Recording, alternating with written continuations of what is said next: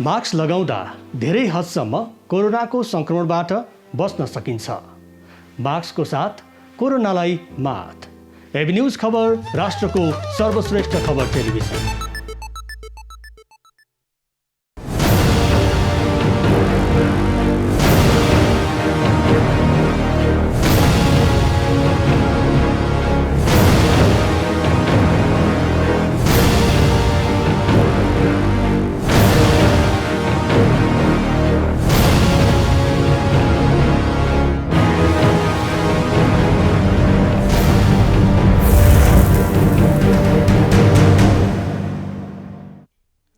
AB news पहलको यो विशेष श्रृङ्खलामा स्वागत छ आदरणीय दर्शकवृन्द। म सुशील पाण्डे।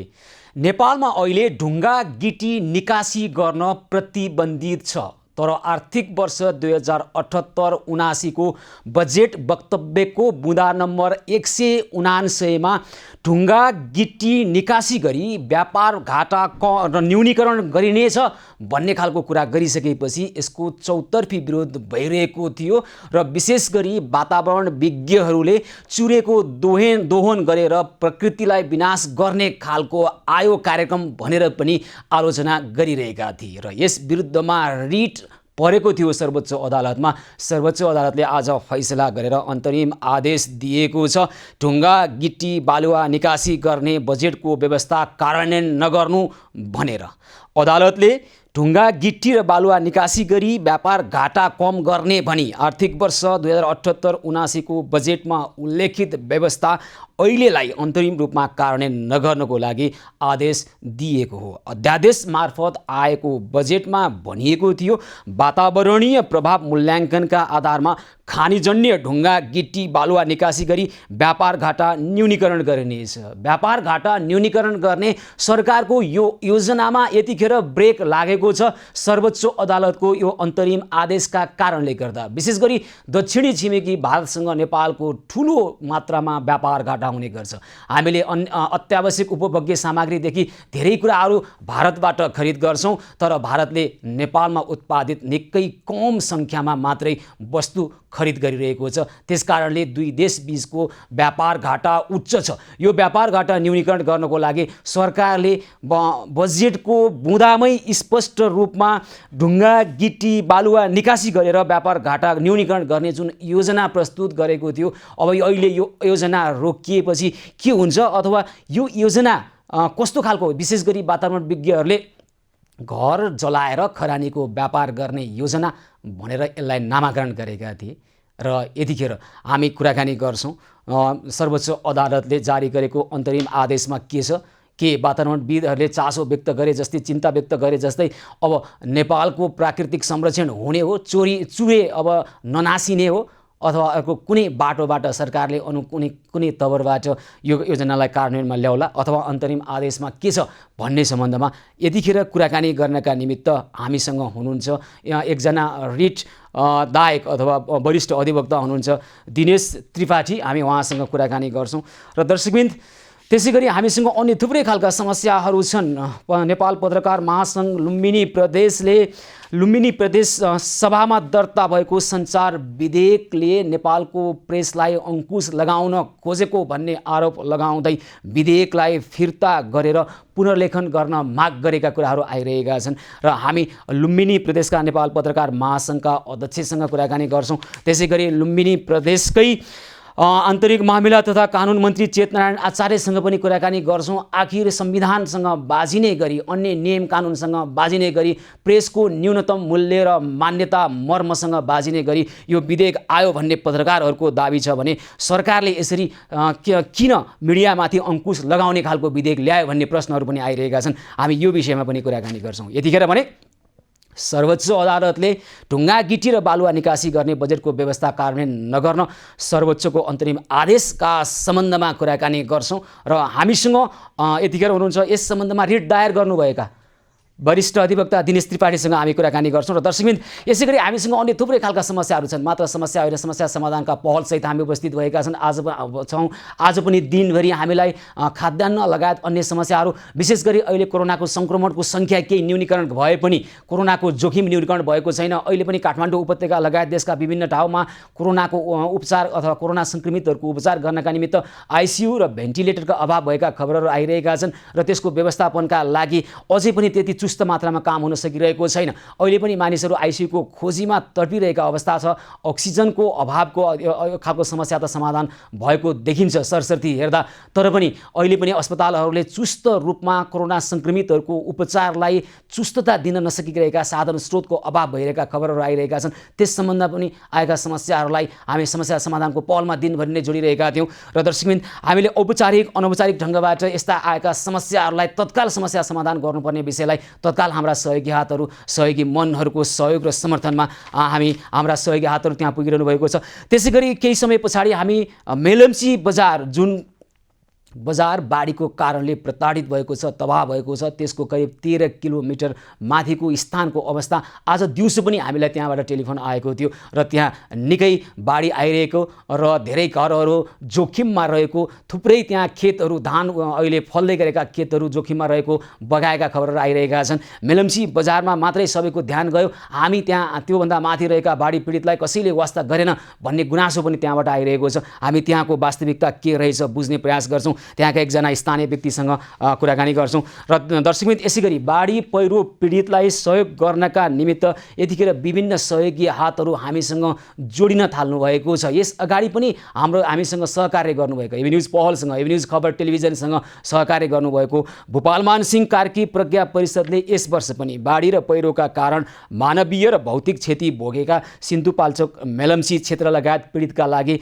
10 लाख रुपियाँ राशि प्रदान गर्ने र त्यो राशि चाहिँ एबी न्युज खबर टेलिभिजन मार्फत, एबी न्युज पहल मार्फत उहाँहरूले सहयोग गर्ने कुरा गर्नुभएको छ। भूपालमान सिंह प्रज्ञा परिषदका अध्यक्ष श्री लोकमान सिंह कार्कीले यो कुरा जनाउनु भएको छ। र यस अगाडि पनि कोरोनाको पहिलो लहरमा पनि भूपालमान सिंह कार्की प्रज्ञा परिषदले एबी न्युज टेलिभिजन मार्फत नै कोरोना सङ्क्रमितहरूलाई घर घरमा खाद्यान्न लगायत अन्य अत्यावश्यक सामग्रीको सहयोग गरेको थियो। स्वास्थ्य सामग्री 7 प्रदेशमा खाद्यान्न, स्वास्थ्य सामग्री र मास्क गरेर 31,30,000 रुपियाँ बराबरको सहयोग गरेको थियो भने यस वर्ष पनि भूपालमान सिंह कार्की प्रज्ञा परिषदले एबी न्युज खबर टेलिभिजनसँग जोडिएर अहिलेलाई रु 10 लाखको राशि प्रदान गर्ने निर्णय गरेको छ। यसका लागि हामी भूपालमान सिंह कार्की प्रज्ञा परिषद र भूपालमान सिंह कार्की प्रज्ञा परिषदका अध्यक्ष श्री लोकमान सिंह कार्कीलाई हार्दिक आभार व्यक्त गर्न चाहन्छौँ।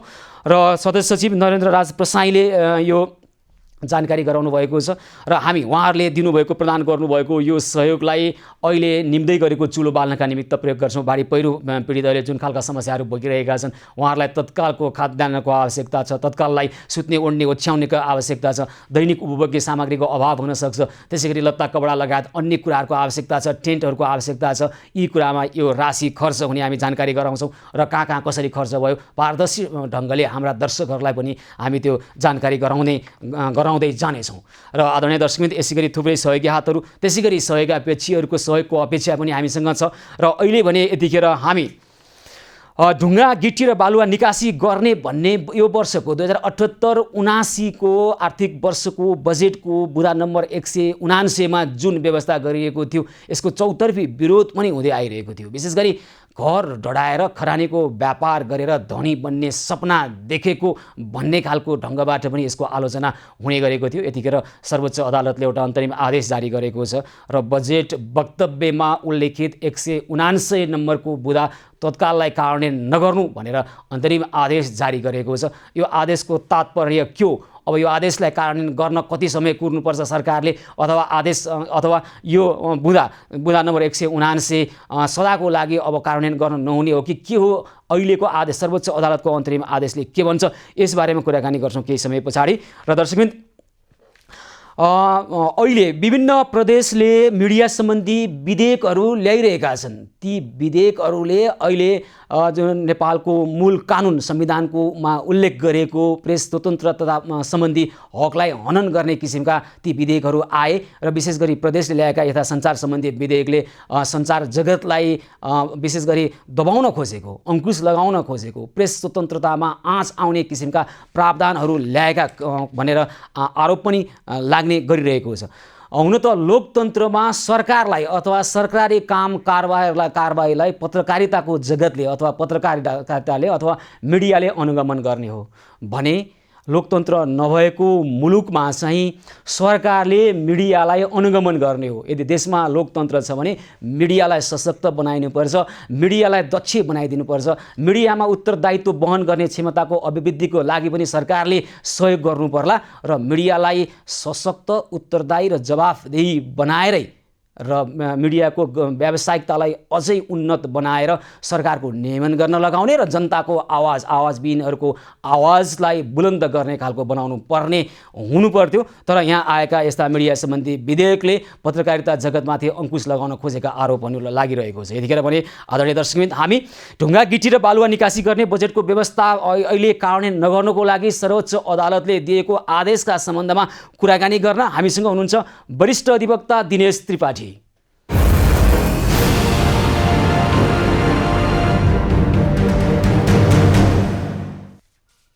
हजुर दिनेशजी नमस्कार, कार्यक्रममा स्वागत छ यहाँलाई। नमस्कार, धन्यवाद। अब आर्थिक वर्ष 2078-79 को बजेटको बुँदा नम्बर 179 ढुङ्गा गिटी बालुवा निकासी गरेर व्यापार घाटा न्यूनीकरण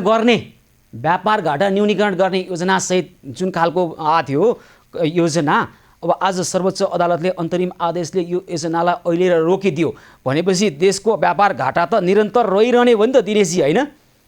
होइन, पहिलो कुरा त के थियो भने यो गिटी बालुवा निकासी गरेर देशको बजेट घाटा पूर्ति हुने थिएन। यो चाहिँ के छ भने पेनी वाइज पाउन्ड फुलिस जस्तो थियो, किनभने योभन्दा अगाडि पनि यो गिटी बालुवाको निकासी गरिएको थियो र त्यो बेला संसदीय समितिले एउटा अध्ययन के गरेको थियो भने 1 अरब रुपियाँको यो चाहिँ निकासी हुँदाखेरि, ढुङ्गा गिटी चाहिँ निकासी हुँदाखेरि त्यसले जुन बाटोहरूको चाहिँ यति धेरै ड्यामेज गर्यो, किनभने लाखौँ टिपरहरू, लाखौँ चाहिँ पटक ओहोर दोहोर गर्दाखेरि लाखौँ टन चाहिँ गिटी बालुवाहरू चाहिँ निकासी गर्दाखेरि त्यो बाटो यति ड्यामेज हो कि त्यसको रिपेयरमा चाहिँ 10 अरब रुपियाँ खर्च भयो। भनेपछि 1 अरब रुपियाँ तपाईँले नाफा कमाउन 10 अरब रुपियाँ त तपाईँले आफ्नो गुमाउनु भयो भन्दाखेरि यो कस्ट बेनिफिट एनालिसिस गर्दा यो चाहिँ घाटा त पूर्ति हुने नै देखेन। अर्को चाहिँ के गर्यो भने पहिलो कुरा हामीले के बुझ्नु पर्यो भने यो चुरे भनेको खालि यो ढुङ्गा र बालुवाको एउटा कलेक्सन मात्र होइन, यो भनेको नेपालको एउटा इम्पोर्टेन्ट यो इकोलोजिकल एरिया हो। नेपालको जुन पारिस्थितिक प्रणाली छ त्यसलाई चाहिँ एउटा टिकाउने थलो हो, बायोडाइभर्सिटीको थलो हो। त्यही त यो कुरो तपाईँले भनिदिनु पर्ने हो र भने यो कुरो तपाईँ हामीले भनिदिनु पर्ने हो। सरकारमा बसेकालाई थाहा थिएन भनेको नि यो चुरे भनेको के हो अवस्था आयो कि आएन? मैले भन्नुपर्ने अवस्था आयो कि आएन? हामीले रिट लिएर अदालतमा जानुपर्ने अवस्था आयो कि आएन? हैन, तपाईहरुलाई त आरोप छ सरकारले जे गरे पनि यो चाहिँ यो चुरेको बालुवा ढुङ्गा चाहिँ के छ बेचेर, हजुर यहाँहरुलाई त एउटा आरोप छ क्या, सरकारले जे गरे पनि रिट बोकेर गइहाल्ने यहाँहरुको काम हो भन्ने आरोप छ क्या। सरकारले जे गर्न खोजोस्, राम्रो नराम्रो जे काम गर्न खोजोस्, केही काम गर्न खोजे कि हल्ला दंगा गरिहाल्ने अनि रिट बोक्ने कुदिहाल्ने यहाँहरुको काम हो भन्ने आरोप छ नि यहाँहरुलाई। हामीले त रिट लिएर मैले रिट लिएर गएँ, 5 जना चाहिँ इन्क्लुडिङ चिफ जस्टिसले चाहिँ के छ अन्तरिम आदेश दिए। त उहाँलाई यो कुरा भन्नुस् न, किन चाहिँ तपाईले अन्तरिम आदेश दिनु? के हो यो अन्तरिम आदेशले चाहिँ के भनिया छ, के हुन्छ अब भन्नुस् त? हैन, त्यसैले के छ यस्तो कुरा चाहिँ गर्न मिल्दैन। लयरलाई चाहिँ के छ तपाईले किन लिएर जानुभयो? मैले त्यो लिएर गएँ र अदालतले त्यो कुरालाई एक्सेप्ट गर्यो। 5 जनाको सिनियर जजेसहरूले कन्स्टिट्युसनल बेन्चले गरेको हो। त्यसैले के छ मैले लिएर गएँ, त्यसमा अदालतले गर्ने कुरा पनि छैन। त्यसमा यो केसमा सब्स्टेन्स देखेन भने गर्दैन। त्यसैले के छ भने यत्रो ठुलो हेर्नुस्, एउटा कुरा म तपाईले भन्नु, अहिले यो व्यापार घाटाको कुरा गर्दै हुनुहुन्छ उहाँ, यो सबै काइते कुरा हो। यो चाहिँ के छ भने क्रसर व्यवसायीहरू छन्, जुन माफियाहरू छन्, उनीहरूलाई पोस्नको लागि ल्याइएको नीति हो र राष्ट्रघाती नीति हो। आज चाहिँ तपाईँ चाहिँ नेपालको सबै प्राकृतिक स्रोतहरू गिटी बालुवाहरू चाहिँ तपाईँ भारत निकासी गर्नुहुन्छ, नेपाललाई मरुभूमि बनाउनुहुन्छ, यहाँ चाहिँ ल्यान्डस्लाइड बाढी गराउनुहुन्छ। ल ठिक छ। त्यसपछि अब अहिले अदालतले जारी गरेको एकछिन let me complete my sentence. त्यसकारण र अब चाहिँ के छ भने यो खालि व्यापारको कुरो मात्रै छैन, भोलि चाहिँ नेपालमा नै आन्तरिक खपत चाहिँ बढिरहेको छ। किनभने नेपालले चाहिँ नेपालमै बाटोघाटो बनाउँदाखेरि चाहिँ कहाँ इन्डियाबाट फेरि ढुङ्गा गिटी फेरि इम्पोर्ट गर्ने। ल ठिक छ। आफ्नो अब मुख्य विषय चाहिँ मैले जोड्न खोजेको अहिले यो कुरो बुझियो, तपाईँले राखेको कुरो बुझियो होइन। मुख्य कुरो चाहिँ अहिले अदालतले उत्प्रेषणको आदेश जारी गरेको छ। यसमा के कसो भएको हो, निवेदकको माग बमोजिमको आदेश किन जारी हुनु नपर्ने हो भन्ने कुरो न अहिले माग्या हो होइन। यसले के अहिले कार्यान्वयन नगर्नको लागि अन्तरिम रूपमा रोकेको त हो नि, होइन र अहिले दिनेशजी? हो, अहिलेलाई के हो भने मुद्दाको अन्तिम टुङ्गो नलागेसम्म दुई किसिमको अन्तरिम आदेश हुन्छ। एउटा के हुन्छ भने 10 दिन 15 दिनको अल्पकालीन हुन्छ, सरकारले चाहिँ तुरन्तै बोलाएको हुन्छ र त्यो पछि चाहिँ के छ भने खारिज गर्न पनि सक्छ, अल्पकालीन हुन्छ। एउटा चाहिँ यो दीर्घकालीन, यो चाहिँ मुद्दाको लास्ट टुङ्गो नलागेसम्म र तपाईँको यो संवैधानिक इजलासमा मुद्दा प्रस्तुत भइसकेपछि एटलिस्ट पनि 1.5-2 वर्ष लाग्छ। त्यस निम्ति के छ भने अब यो चाहिँ बजेटमा चाहिँ यो कार्य हुने चाहिँ देखिएन, सर्वोच्च अदालतको जुन आदेश छ। त्यसकारण के छ भने अहिलेलाई यो प्रक्रिया रोकियो। यो चाहिँ भनेपछि देशको व्यापार घाटा कम गर्न सक्ने भएन यो सरकारले? होइन, व्यापार घाटाको कुरै छैन। योभन्दा अगाडि खोलिएको थियो, यस्तै शब्दवाद देखाइएको थियो कि बजेट यो चाहिँ व्यापार घाटा कम गरिनेछ। तर 1 अरब चाहिँ पैसा आउँदा गिट्टी बेच्दाखेरि 10 अरब रुपियाँ आफ्नो खर्च भयो। र एउटा कुरा हामीले के बुझ्नु पर्यो भने कि यसले जुन इन्भाइरोमेन्टल डिग्रेडेसन र ड्यामेज ल्याउँछ। दिनेशजी, तपाईँ अर्थशास्त्रको विज्ञ होइन, तपाईँ खर्बौं रुपैयाँमा पनि खर्बौं रुपैयाँ तिरेर पनि तपाईले तपाईँ अर्थशास्त्रको विज्ञ होइन, तपाईँ संविधानको विज्ञ, तपाईँ कानुन शास्त्रको विज्ञ। सुन्नु इरिपेरेबल ड्यामेज हुनेछ। कसलाई विश्वास गर्ने के? भनेको यो हास्यास्पद कुरा हो। ए सर सुन्नुस् न, तपाईँ गरिब हुनुहुन्छ भने आफ्नो किडनी आफ्नो आँखा ल चाहिँ बेचेर चाहिँ तपाईले चाहिँ के छ धनी बन्ने हो? तपाईँ त कानुन शास्त्रको मान्छे होइन, तपाईँ संविधान शास्त्रको मान्छे होइन दिनेशजी। सुन्नुस् न, अनि सुन्नुस् न, बजेट वक्तव्यको 179औं नम्बरको बुदामा के लेखिएको छ भने तपाईँ त कानुन शास्त्रको मान्छे, संविधानविद हो तपाईँ है। यहाँ देशका घगडान विद्वान अर्थशास्त्रीहरूले दिएको सुझाव अनुसार देशका अर्थमन्त्रीले आर्थिक क्षेत्र बुझेको मान्छे, आर्थिक क्षेत्रमा सबै कुरो थाहा भएको मान्छेले लेखेको कुरो कोट अनकोट भन्छु के। तपाईँलाई चाहिँ म कानुनको कुरो बढी सोध्छु, तपाईँ अलिकता आर्थिक कुरामा गइरहनु भएको छ है। यो मैले कसरी विश्वास नगरौँ? यो देशको अर्थमन्त्रीले जारी गरेको बजेट वक्तव्य यति धेरै खालको देशलाई घाटा लाग्ने खालको होला भनेर कसरी विश्वास गरौँ? म हाम्रा दर्शकको लागि पनि र तपाईँको लागि पनि यो बजेट वक्तव्यको बुदा नम्बर 179 पढेर सुनाउँछु है त एकैछिन। त्यहाँ के भनिएको छ भने वातावरणीय प्रभाव मूल्याङ्कनको आधारमा खानीजन्य ढुङ्गा गिट्टी बालुवा निकासी गरी व्यापार घाटा न्यूनीकरण गरिनेछ। निकासी गरिने खानीजन्य निर्माण सामग्रीको परिवहनका लागि उद्योगदेखि निकासी बिन्दुसम्म रोपवे निर्माण गर्ने आयातमा लाग्ने भन्सार महसुलमा छुट दिने व्यवस्था मिलाएको छु। यदि यो कुरो तपाईँले भने जस्तै गलत हो भने, यो कुरो एउटा व्यक्तिले आफू धनी बन्नको लागि किडनी बेच्न खोजे जस्तै हो भने यहाँ अर्थशास्त्रीहरूले ठुला विद्वानहरूले दिएको सुझाव अनुसार यो बुँदा आएको होला भन्ने त हाम्रो विश्वास हो। विद्वानहरूले हेर्नुस्, यो चाहिँ के छ भने सरकारी अर्थशास्त्रीहरूले त्यो भन्दो होलान्, तर के छ भने इन्डिपेन्डेन्ट ठुलो अर्थशास्त्रीहरूको समूह छ, इन्भाइरोमेन्टलिस्टहरूको समूह छ, नागरिक समाजहरू छ, पोलिटिकल पार्टीहरू छन्, सबैले यसको चाहिँ व्यापक विरोध गरेका छन्। र एउटा कुरा तपाईँले भनौँ, 2071 सालमा क्याबिनेटले आफैले निर्णय गरेर यो चाहिँ एकदमै ड्यामेजिङ भयो, 10 अरब रुपियाँ खर्च भयो बाटो बनाउन, 1 अरब रुपियाँको पनि राजस्व आएन भनेर आपूर्ति मन्त्रालयले क्याबिनेटले डिसिजन गरेर अनि नोटिफिकेसन गरेर यसलाई चाहिँ के छ बन्द गरिएको थियो। अहिले के आधारमा तपाईँले खुला गर्नुभयो? त्यसकारण के हो भने यसले चाहिँ जुन एउटा इरिपेरेबल ड्यामेज, हेर्नुहोस् कोर्टले के भन्यो भने वातावरणीय अधिकारको कुरा गर्यो। प्राकृतिक स्रोत भनेको कुनै पनि मुलुकको के हो भने त्यो चाहिँ एउटा राज्य भनेको त्यसको ट्रस्टी मात्रै हो। ट्रस्ट डक्ट्रिन भन्छ इन्भाइरोमेन्टल लको ठुलो तपाईलाई के लाग्छ त्यसको चाहिँ एउटा रेखदेख गर्ने हो गर्ने हो यो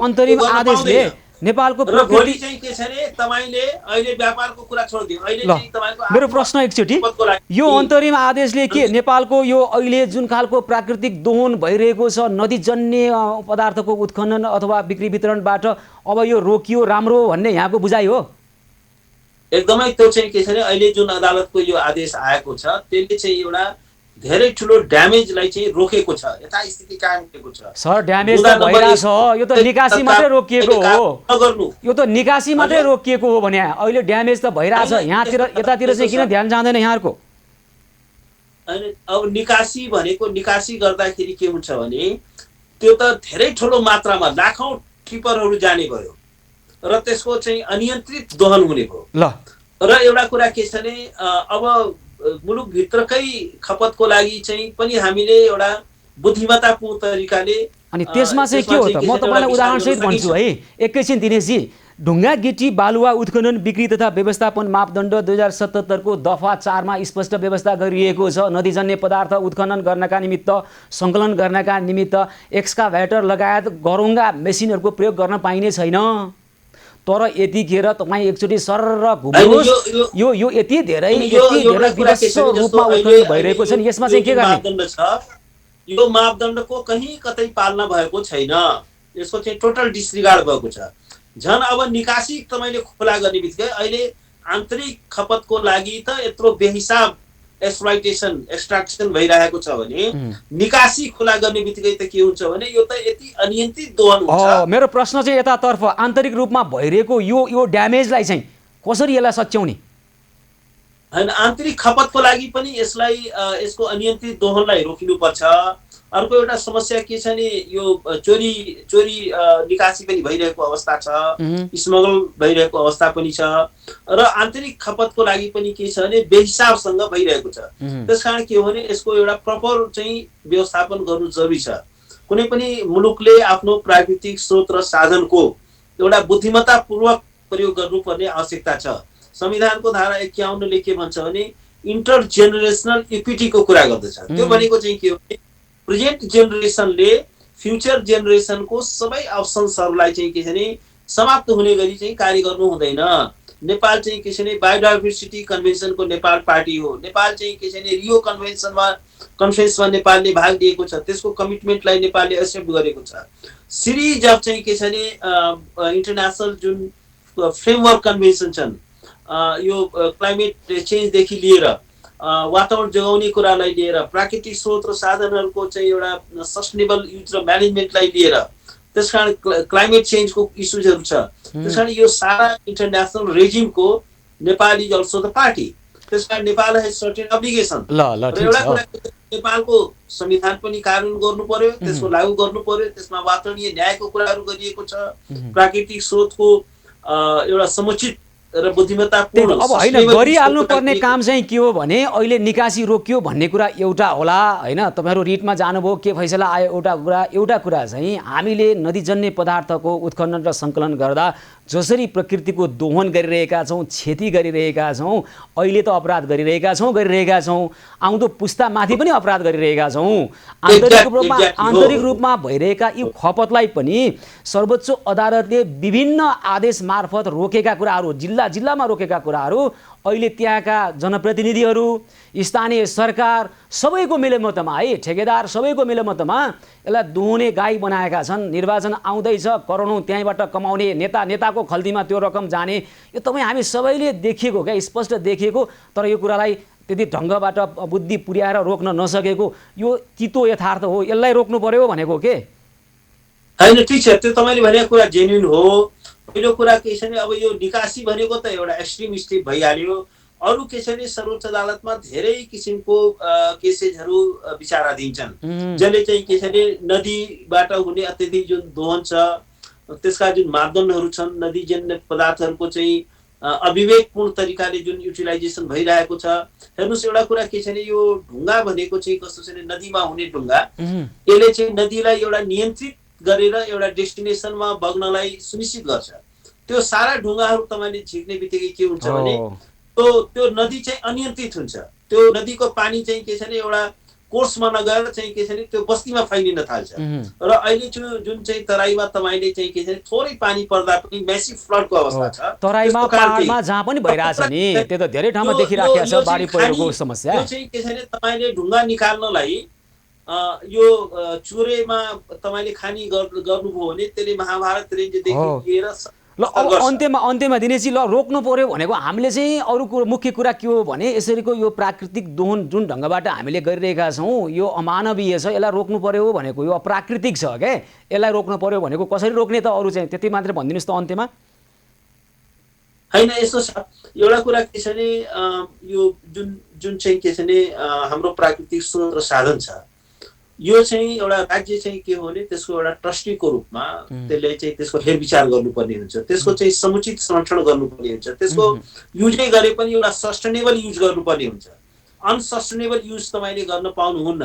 तपाईँले फ्युचर जेनेरेसनको किनभने हाम्रो जेनेरेसनको मात्रै यो पृथ्वी भनेको हाम्रो मात्रै जेनेरेसनको होइन, यो हामीले आगामी पुस्ताबाट पनि उधारो लिएको हो।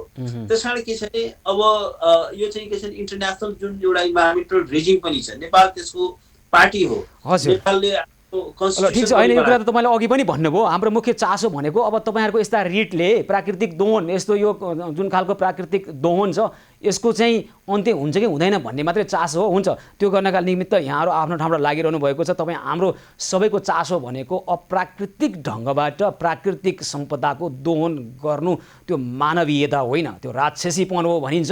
त्यो खालको अवस्था नआओस् भन्ने नै हाम्रो चासो हो। तपाईँसँग पछि पनि जोडिएर कुराकानी गरौँला। दिनेश त्रिपाठीजी, यहाँलाई अहिलेलाई धेरै धेरै धन्यवाद। Thank you so much. हस्, वरिष्ठ अधिवक्ता दिनेश त्रिपाठी यतिखेर हामीसँग हुनुहुन्थ्यो। ढुङ्गा गिटी र बालुवा निकासी गर्ने बजेटको व्यवस्था कार्यान्वयन नगर्नका निमित्त सर्वोच्च अदालतले दिएको अन्तरिम आदेशका सम्बन्धमा हामीसँग कुराकानी गर्दै हुनुहुन्थ्यो। दर्शकवृन्द, हामीसँग यस्तै खालका विषयहरू र ती विषयलाई सम्बोधन गर्ने पहलसहित पुनः उपस्थित हुनेछौँ। एभ न्युज पहल निरन्तर जारी रहनेछ, हामीसँगै रहनुहोला।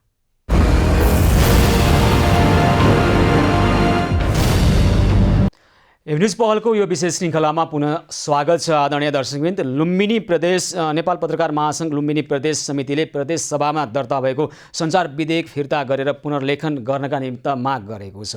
सञ्चार विधेयकमा जे जस्तो व्यवस्था गरिएको छ र विशेष गरी विधेयकमा सञ्चार रजिस्ट्रार तथा सञ्चार परिषदको गठन गर्दाखेरि जे जस्ता व्यक्तिहरू रहने प्रावधान रहेको छ, यसमाथि नै पत्रकार महासङ्घ लुम्बिनी प्रदेशले आपत्ति जनाएको छ। यसले गर्दाखेरि प्रेसलाई अंकुश लगाउन खोजेको भन्ने खालको कुरा आइरहेको छ। यसको बारेमा यथार्थ बुझ्नका निमित्त वास्तवमा के हो, यो विधेयकलाई किन विरोध गरिरहेका छन् पत्रकारहरूले र विशेष गरी पत्रकार महासङ्घ लुम्बिनीले, हामी यो विषयमा कुराकानी गर्नका निमित्त यतिखेर हामीसँग हुनुहुन्छ नेपाल पत्रकार महासङ्घ लुम्बिनी प्रदेश समितिका अध्यक्ष बसन्त गिरी।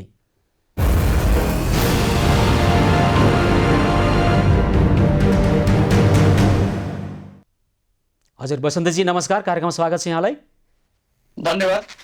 र अब तपाईँहरूले सञ्चार विधेयक फिर्ता गरेर पुनर्लेखन गर्न माग गर्नुभएको छ, किन यस्तो माग गर्नुभयो?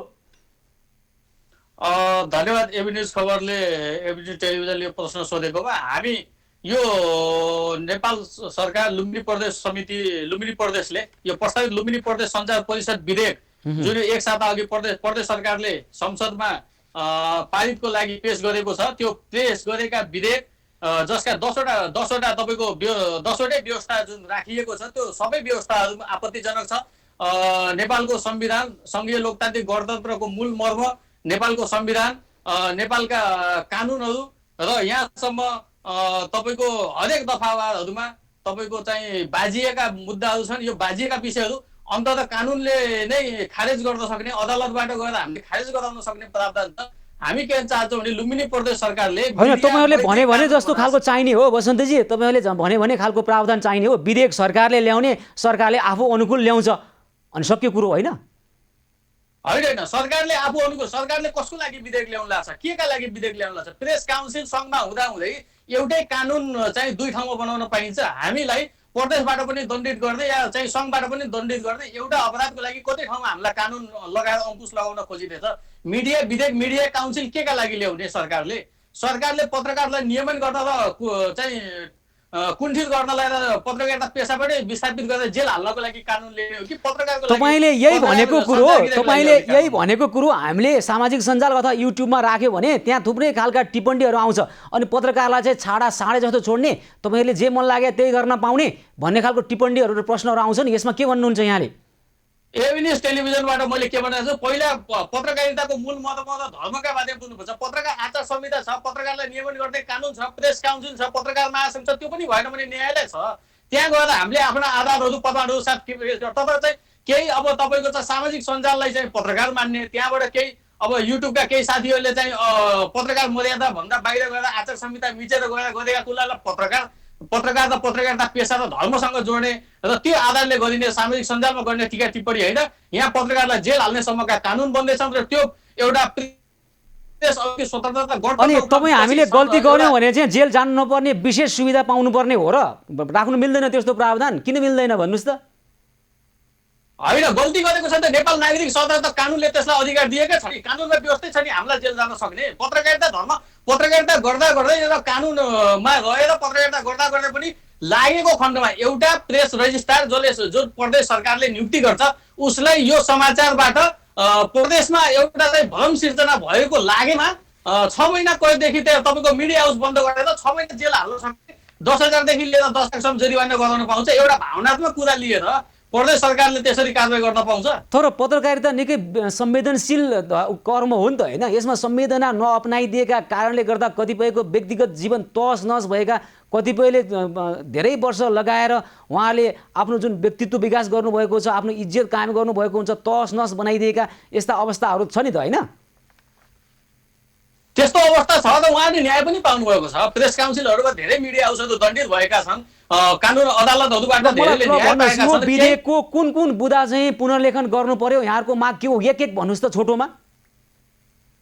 हाम्रो यो बुँदाहरूमा खास गरी तपाईँको चाहिँ आपत्तिजनक प्रावधानहरू परिचय 6 को दफा 53 मा सञ्चार परिषदको अध्यक्ष नै आन्तरिक मामिला कानुन मन्त्री बन्ने, जसले सरकार र तपाईँको मिडियाको समन्वय गर्दै काम गर्छ, मिडिया गर्दै काम गर्छ, निष्पक्ष तरिकाले लाग्ने यदि प्रेस काउन्सिल बनाउन खोजे त्यसको अध्यक्ष मन्त्री आफै बन्दिन मिल्छ? अनि को राजनीतिक नियुक्ति गरेर कुनै भारदार त्यहाँ राख्न मिल्छ?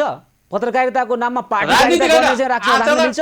होइन, क्राइटेरिया तोकोस्, त्यसले क्राइटेरिया तोकोस्। एउटा चाहिँ पत्रकारिता बुझेको एउटा अनुभवी मान्छे ओकालत जानेको हरेक हिसाबले क्राइटेरिया पुगेको एउटा पत्रकार आउनु पर्यो, पत्रकारिता बुझेको मान्छे आउनु पर्यो। मन्त्रालयको अर्को आन्तरिक कानुन मन्त्रालय किन खोलिने? यसका लागि सञ्चार मन्त्रालय हुँदा अर्को सञ्चार मन्त्रालय किन आवश्यक भयो? त्यसका लागि यो चाहिँ एकदम सबैभन्दा भनेपछि सञ्चार रजिस्ट्रार तथा सञ्चार परिषदको अध्यक्षमा मन्त्रीलाई राखेकोमा आपत्ति नम्बर 1। अर्को नम्बर अर्को तपाईँको यो चाहिँ कानुन उल्लङ्घन गर्नेलाई गर्नुपर्ने भन्ने जुन एउटा छ नि, यो तपाईँको यसको परिचयको दफा 8 को 69 देखि 87 मिडिया सञ्चालक र पत्रकारलाई देवानी र फौजदारी सजाउने विभिन्न प्रावधानहरू राखिएको छ। यो विषय भनेको देवानी र फौजदारी हुने विषय त कानुनमै व्यवस्था छ। मैले कसैको हत्या गरेँ भने त मलाई स्वतः कानुनले चाहिँ कारबाही गरिहाल्छ नि। तर समाचार लेखेकै भरमा पत्रकारिताले आफ्नो पत्रकारिता धर्म निभाएकै भरमा ऊ जेल जान सक्ने प्रावधान संविधानले नदिएको कुरा एउटा प्रदेश सरकारको एउटा कानुनलाई कसले दिन्छ? अनि पत्रकार भएर सुन्नुहोस् न, पत्रकार भएर अनि मानिसको चरित्र हत्या गर्ने गरी समाचार लेख्यो भने चाहिँ के हुन्छ नि? समाचार लेखेको त दण्डित भएको छ, प्रेस काउन्सिलले कारबाही गरेको छ, सूचना प्रेस कार्डहरू खोसेको छ, लोक कल्याणकारी विज्ञापनहरू हटाएको छ। त्यसबाहेक तपाईँको अब त्यसमा अरू के जरिवाना हुन्छ? अब सङ्घमा बनेको त्यो जरिवाना त्यो दण्ड कम भयो, त्यसो टेरेनन् भनेर अलि खालको अलि गरुङ्गो खालको अलि कडा खालको ल्यायो हो नि त जरिवाना। कडा खालको ल्यायो भने त पत्रकार मिडिया हाउसै बन्द गरे भइहाल्यो नि। सरकारको आलोचना गर्दा बित्तिकै त्यो दण्ड जरिवानाको चाहिँ भागीदार त हुँदैन नि। सरकारले गरेका सबै काम चाहिँ कार्यकर्ता बनेर पत्रकारको कि उनीहरूका कार्यकर्ता बनेर जे पाए त्यही हामीले चाहिँ उनीहरूका चाहिँ गुलामी गर्दै जिउ हजुरी गर्दै जाने। कोही 2-4 जना व्यक्तिहरू अपमानित भन्छ, 3 करोड जनताको चाहिँ एउटा सूचनाको हक, एउटा सूचनाको अधिकार पाउने कुण्ठित गर्ने सरकारले गर्न मिल्छ? हामी भनेको त जनताको प्रतिनिधि। तपाईँका यी सबै प्रश्नहरू म लुम्बिनी प्रदेशका आन्तरिक मामिला तथा कानुन मन्त्री चेतनारायण आचार्यलाई सोध्छु। अर्को भन्नुहोस् त, अर्को बुँदा के छ? अर्को परिषद 5 को दफा 54 मा राष्ट्रियताले हितमा ध्यान राखी प्रदेश राजपत्रमा सूचना प्रकाशित गरी खास विषयसँग समाचार पाउने गरी एउटा जुन यो प्रेस रजिस्ट्रारहरू बनाउने कुरा छ त्यो प्रेस रजिस्ट्रारलाई यति धेरै अधिकार दिएको छ एउटा साबिका त्यति बेलाका अञ्चलाधीशलाई जति अधिकार दिएको थियो अहिले प्रेस रजिस्ट्रारलाई त्यति अधिकार दिएको छ उसलाई उसको तजविजका भरमा कानुनका कुनै बुँदा टेक्नु पर्दैन उसको तजविजका भरमा मिडिया हाउस बन्द गर्न सक्छ उसले 6 महिनासम्म जेल हाल्न सक्छ जबकि त्यो राजनीतिक नियुक्ति हो र अर्को प्रावधान के छ भने यो मिडिया काउन्सिलमा अधिकांश कर्मचारीहरू मात्र छन् र एउटा कर्मचारी र एउटा चाहिँ मन्त्रीले यो कानुनलाई कसरी आफ्नो अनुकूल चाहिँ व्याख्या गर्दैन मिडिया हाउसै बन्द गर्ने चाहिँ कहाँ छ प्रावधान त्यो भन्नुस् त यो विधेयकमा यो विधेयकको तपाईको दफा 69 देखि 87 सम्म छ परिषद 8 को दफा 69 देखि 87 सम्मका बुँदाहरुमा मिडिया हाउसै बन्द गर्न सक्ने भन्ने व्यवस्था छ जेल जाने सम्म छ यसैगरी दफा 10 मा पनि तपाईको प्रसार सम्बन्धी प्राथमिकता 17 बुँदा बारे राखिएको छ त्यसमा अधिकांश बुँदाहरु आवश्यकै छैन तिनी बुँदाहरु राखिएको छ यसैगरी तपाईको दफा 29 को 3 मा चाहिँ म्यादभित्र नवीकरण गराएन भने चाहिँ थप शुल्क गर्नुपर्नेमा उनीहरूले त्यो बन्द गरिदिने व्यवस्था गरेको छ दफा 24 मा अनलाइन सञ्चार माध्यममा कुनै सामग्रीहरू प्रकाशन वा प्रसारण कानुन विपरीत रहेको जानकारी पत्ता त्यसलाई बन्द गर्ने र तपाईको दफा 34 को दुरुपयोग हुने सम्भावना भन्ने कुरा ल्याएका छन् त्यसमा समस्या छ 43 को दफा 4 मा प्रदेशको अब 4 बाट छोटो अवधिको लागि लुम्बिनी प्रदेशमा तपाईहरु जस्ता केन्द्रबाट संघबाट आउने पत्रकारहरूलाई यहाँ अस्थायी परिचय पत्र बनाउनु पर्यो रे त्यसपछि बल्ल तपाईहरु यो प्रदेशमा प्रवेश गर्न पाउनुहुन्छ र त्यो अस्थायी परिचय पत्र प्रेस रजिस्ट्रारले उसले हस्ताक्षर गर्यो भने मात्र तपाईको प्रदेश पस्न पायो यो के चाहिँ औपनिवेशिक चाहिँ नेपालको छुट्टै एउटा प्रान्त हो एउटा छुट्टै चाहिँ संघीय संरचना भएको देश हो कि नेपालका जुनसुकै पत्रकार आउन पाउनु पर्यो नि यहाँ त यसको लागि के छुट्टै पासको व्यवस्था बनाउनु पर्छ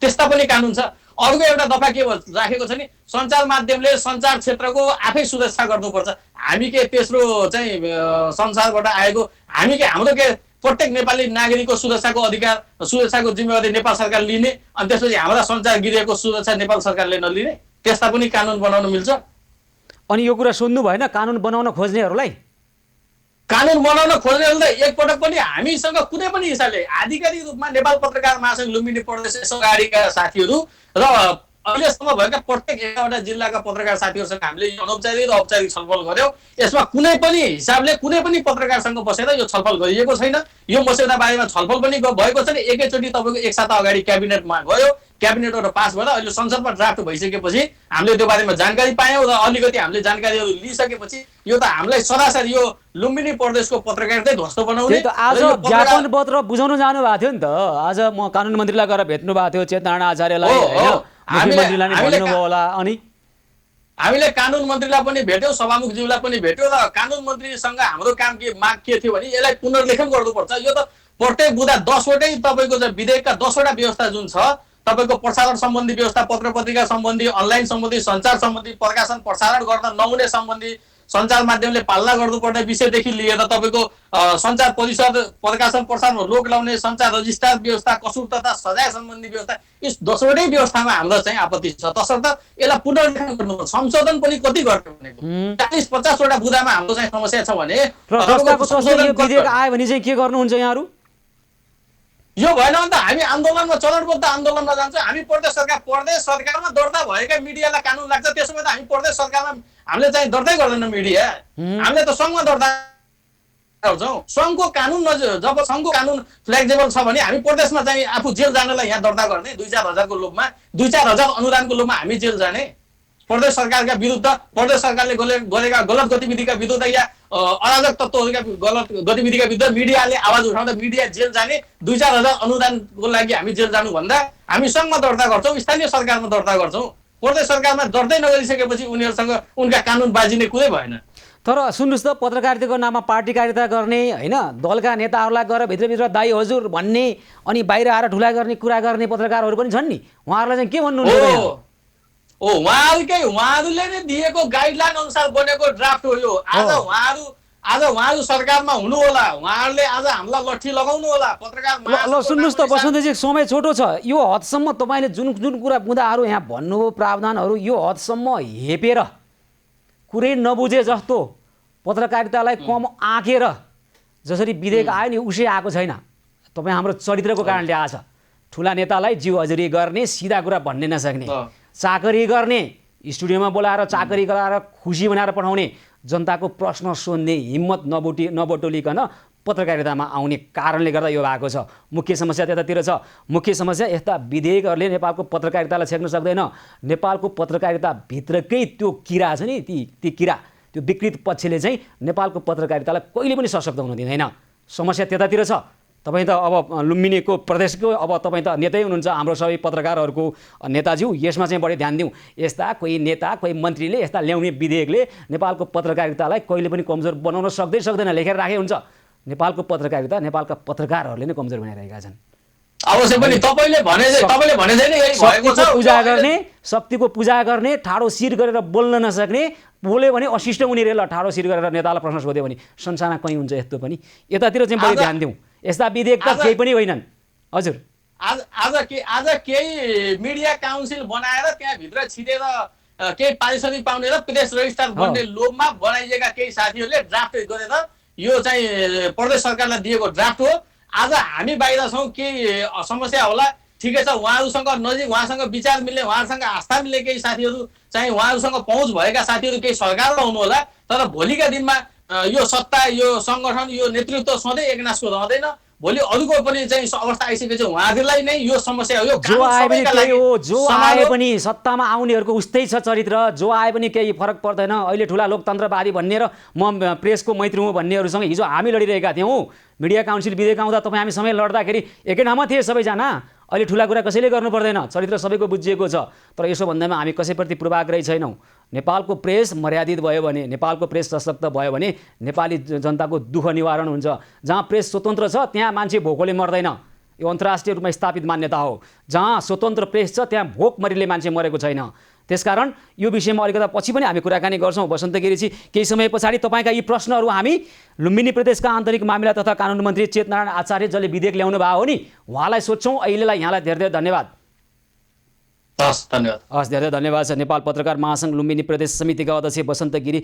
यतिखेर प्रदेशले ल्याएको प्रेस सम्बन्धी, सञ्चार सम्बन्धी विधेयकले प्रेस स्वतन्त्रतामा आँच ल्याउन लागेको, अङ्कुश ल्याउन लागेको भन्ने कुरा गरिरहनु भएको थियो।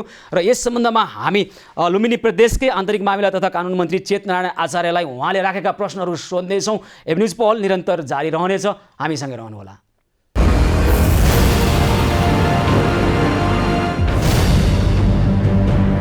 एभरेज पहलको यो विशेष श्रृङ्खलामा पुनः स्वागत छ। आदरणीय दर्शकवृन्द, लुम्बिनी प्रदेश सरकारले प्रदेश सभामा दर्ता गराएको सञ्चार विधेयकको यतिखेर चौतर्फी विरोध भइरहेको छ। त्यो सञ्चार विधेयकले सञ्चार जगतमाथि, पत्रकारिता क्षेत्रमाथि अङ्कुश लगाउन लागेको भन्ने आरोप लगाइरहनु भएको थियो। केही अगाडि हामीसँग नेपाल पत्रकार महासङ्घ लुम्बिनी प्रदेश समितिका अध्यक्ष वसन्त गिरीले यतिखेर उहाँहरूको प्रश्न हामी लुम्बिनी प्रदेशका आन्तरिक मामिला तथा कानुन मन्त्री चेतनारायण आचार्यसँग राख्छौँ। यतिखेर हामीसँग प्रत्यक्ष सम्पर्कमा हुनुहुन्छ लुम्बिनी प्रदेशका आन्तरिक मामिला तथा कानुन मन्त्री चेतनारायण आचार्य।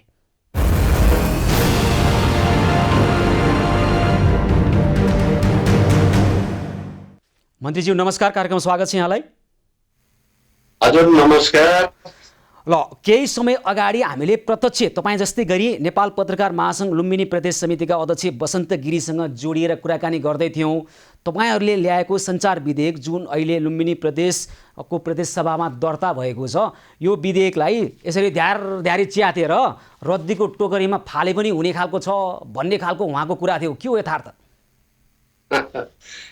ठिक छ, अब त्यो साथीहरूले त्यसलाई कसरी बुझ्नुभयो, कसरी लिनुभयो, त्यो उहाँहरूले अब जानेर बुझ्ने कुरो हो।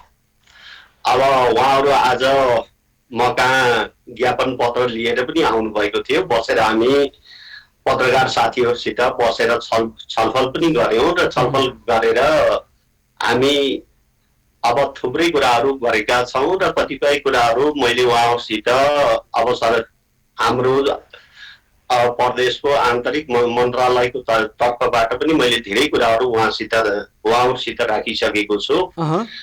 र यसमा मलाई लाग्छ त्यो च्यातेर फाल्नै पर्ने अवस्था मैले आफूले देख्दैन। सच्याउने ठाउँै छैन। अब नयाँ लेख्नै पर्ने आवश्यकता छ भन्नुभएको छ। 10वटै जुन व्यवस्था गरिरहेको छ प्रत्येक व्यवस्था काम लाग्ने छैन भनेर उहाँले एक तथ्य राख्नु भएको छ। तपाईँले चाहिँ कुन दृष्टिकोणबाट हेरेर अथवा के कारणले चाहिँ यसलाई उचित अथवा सही ठहराउन सक्नुहुन्छ? तपाईँसँग तर्क छ? पहिलो कुरो त यसको पृष्ठभूमिमा जान मैले आवश्यक ठान्छु। यो हाम्रो अहिले जुन संयुक्त सञ्चार विधेयक आएको छ, हामीले सम्पूर्ण सञ्चार अब यन्त्रहरूलाई एउटै विधेयकको रूपमा, एउटै कानुनको रूपमा हामीले एउटै त्यो सगालोको रूपमा ल्याउनको निम्ति अहिले त्यसलाई अगाडि बढाएका छौँ।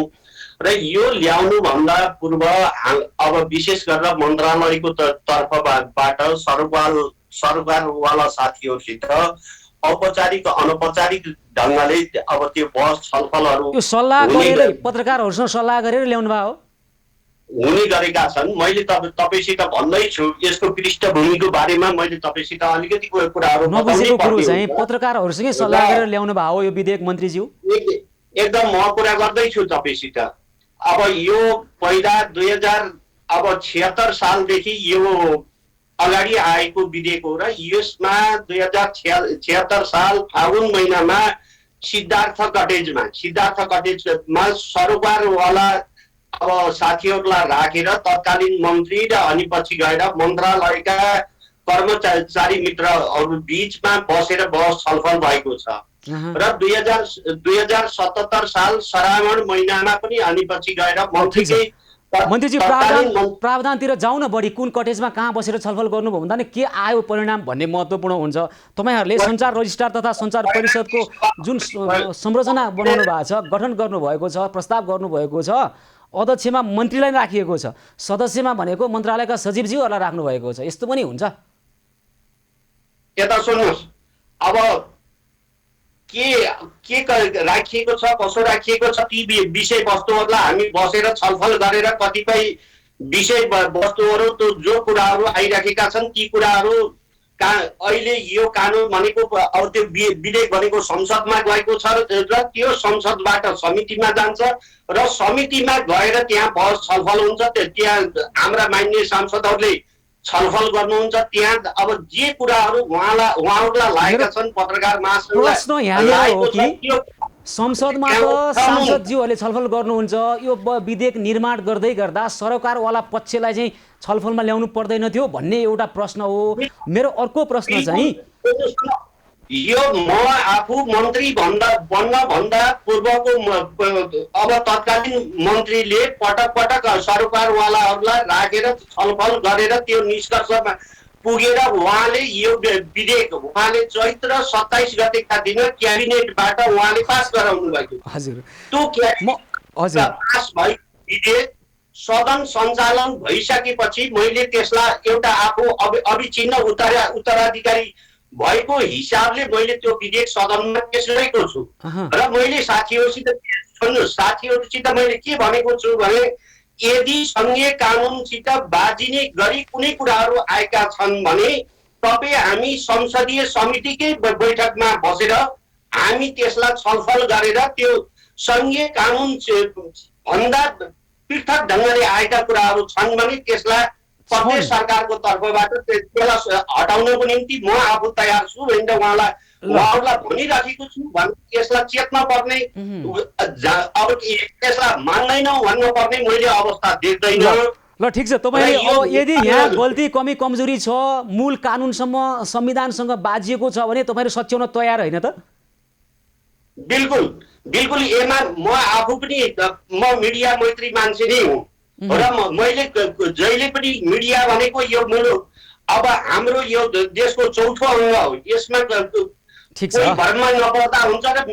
यी प्रावधानहरू नराख्नको लागि मान्छे मिडिया मैत्री हुनै पर्दैन है। संविधानले छेकेका रोकेका प्रावधानहरू आएका छन्। हाम्रो मुख्य प्रश्न मेरो मत छ ल मन्त्रीज्यू भएर तपाईँ के कुरा भने अहिले मैले अनुरोध साथीहरूलाई आग्रह गर्न चाहन्छु, राष्ट्रिय प्रसारण ऐन 2075 सालमा संशोधन भएको छ। त्यससित बाजिने यो ऐन यो विधेयकमा छ भने साथीहरू खुलाखुलस्त भएर आउनुहोस्, छलफल गर्न म तयार। हुन्छ मन्त्रीज्यू, तपाईँले एउटा कुरा त राख्नुभयो, मूल कानुनसँग अथवा संविधानसँग अथवा अन्य कानुनसँग बाजिएको अथवा सङ्घीय कानुनसँग बाजिएको हदसम्म सच्याउनको लागि तयार, अथवा आफै सचिन्छ पनि भोलि अदालतमा यसको पुनरावलोकन हुन्छ तपाईँहरूले नसच्याए पनि। मुख्य कुरो चाहिँ संविधानले स्पष्ट व्यवस्था गरेका प्रावधानलाई ठाडै उल्लङ्घन हुने गरी यस्तो खालको विधेयक होइन नि, म राख्छु कि मसँग तथ्य नै छ नि, म तपाईँलाई तथ्य राख्न पाउन कृपया। मेरा कुराहरू राख्ने पनि तपाईँले दिनुहोस् न। होइन प्रश्नै नराखेपछि मन्त्रीज्यू प्रश्नै नराखिकन तपाईँले के कुरा राख्ने? समय छोटिँदै गएको छ। सुन्नु न, परिषदको दफा 69 देखि 87 सम्म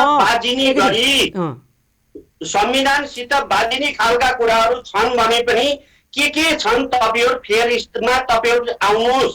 यो बाजिने गरी चाहिँ किन ल्याइयो? मेरो प्रश्न नियतमा हो। संविधान मात्र होइन, छापखाना सम्बन्धी, प्रसारण सम्बन्धी अनि गएर भू उपग्रह सम्बन्धी जुन खालका कानुन बनेका छन् ती कानुनहरूसित बाजिने कुराहरू छन् भने पनि आउनुहोस्। एउटा सभामा बसेर छलफल गरेर यसको निकाल्न सकिन्छ। निकाल्छौँ भनेर त मैले भनिराखेको छु। ठिक छ, यहाँसम्म भन्नुभयो, यहाँसम्म म सहमत छु तपाईँसँग। तर मेरो मूल प्रश्न के हो भने संविधानसँग ठाडै बाजिने खालका प्रावधान चाहिँ किन आउँछन्? कुन नियतले आउँछन्? बेला बेलामा हामी पत्रकारिता गर्ने कि तपाईँहरूले ल्याएको विधेयकसँग जुडेको हो नि? कहाँबाट आउँछ यस्तो खालको बुद्धि? कुन नियतले आएका छैनन् त पहिलो कुरो त कुन कुराहरू कुन विषय आए भने साथीहरू मूर्त रूपमा आउनु पर्यो नि। त्यतिकै अमूर्त ढङ्गले आएर अनि मूर्त कुरो म राख्दैछु त, एक गरेर तथ्य राख्दैछु। मूर्त ढङ्गले यो विषयमा यो कुरो संविधानसित बाजिएको छ, यो अब मूल कानुनहरूसित बाजिएको छ। मन्त्रीज्यू मलाई नि बोल्न दिनुहोस् न। त्यो हिसाबले आउनु भएको छैन, त्यो हिसाबले आउनको निम्ति मैले आज कुरा गरेको छु, कुरा राखेको छु। अब छोटोमा अलिकति मलाई नि बोल्न दिनुहोस् है। तपाईँले एउटा कुरो धेरै दोहोऱ्याउनु भयो मन्त्रीज्यू। मेरो कुरो सुन्नुहोस् त, परिषदको के यो दफा 69 देखि 87 सम्म मिडिया हाउसै बन्द गर्ने खालको अथवा तपाईँको लुम्बिनी प्रदेशमा हामी यहाँबाट आउनु पर्यो भने त्यहाँ बन्देजै लगाउने खालका प्रावधान छन्, सच्याउनु पर्यो। प्रसारण ऐनको प्रसारण ऐन हाम्रो राष्ट्रिय प्रसारण ऐन बनेको छ 2075 सालमा संशोधन भएको छ। त्यो संशोधनमा भएदेखि भिन्न ढङ्गले आएका कुराहरू छन् भने त्यसलाई हामी हटाउन तयार छौँ। मैले आफूले जुन अध्ययन गरेको छु त्यो अध्ययन अनुसार कतिपय कुराहरू त्यहाँ अब साथीहरूले जुन उठान गर्न खोजिरहनु भएको छ त्यो मैले भेटाइरहेको अवस्था छैन। अब छलफल गरौँ। होइन ठिक छ, उहाँहरूले ती कुराहरू देख्नु भएको छ भने उहाँहरू आउनुहोस्, एउटै टेबलमा बसेर त्यो समस्या हल गर्न सकिन्छ। यसलाई ठुलो इस्यु बनाउन पर्छ भन्ने ल हुन्छ, बस्नुहोस्, छलफल गर्नुहोस् सम्बन्धित सरकारवाला पक्षसँग र सच्याउनु पर्ने ठाउँमा सच्याउने भन्नुभएको छ। त्यो प्रति चाहिँ हाम्रो पनि सहमति छ। कहाँ कहाँ समस्या छ त्यहाँ सच्याउने तपाईँको प्रतिबद्धता कार्यान्वयनमा आओस्। यहाँलाई धेरै धेरै धन्यवाद छ मन्त्रीज्यू। हजुर धन्यवाद। हस्, लुम्बिनी प्रदेशका आन्तरिक मामिला तथा कानुन मन्त्री चेतनारायण आचार्य यतिखेर हामीसँग कुराकानी गर्दै हुनुहुन्थ्यो र सञ्चार विधेयक जुन लुम्बिनी प्रदेशको प्रदेश सभामा दर्ता भएको छ र यसमा भएका विभिन्न खालका प्रावधानहरू नेपालको मूल कानुन संविधानसँग सिधै बाजिएका छन् र प्रेसलाई अङ्कुश लगाउने खालका प्रावधान आएको छ भनेर पत्रकारहरूले बताइरहेका छन्। त्यहीँका पत्रकारहरूले बताइरहेका छन् विशेष गरी मिडिया हाउस नै बन्द गर्ने किसिमको अथवा सरकारको आलोचना नगरेर सरकारको दलाली गरिदियोस् मिडियाले भन्ने खालको नियत यी विधेयकका अक्षरहरूमा देखिन्छन्। त्यस्तो नहोस् र सम्बन्धित निकाय सरकारवाला पक्षहरू बसेर संविधानसँग नबाजिने गरी र पत्रकारिताको सम्वर्धन हुने गरी उत्तरदायित्व वहन गर्ने खालको व्यावसायिक धर्म निर्वाह गर्ने खालको पत्रकारिताको विकास हुने गरी नै सञ्चार विधेयक आउनेछ भन्ने हाम्रो अपेक्षा छ। यस विपरीत भएमा हामी यो विषयलाई फलोअप गर्छौँ र पुनः उठाउँछौँ पनि। एबी न्युज पहलमा यी र यस्तै खालका विषय समस्या र समस्या समाधानको उपायसहित पुनः आउने नै छौँ। एबी न्युज पहल निरन्तर जारी रहनेछ, हामीसँगै रहनुहोला।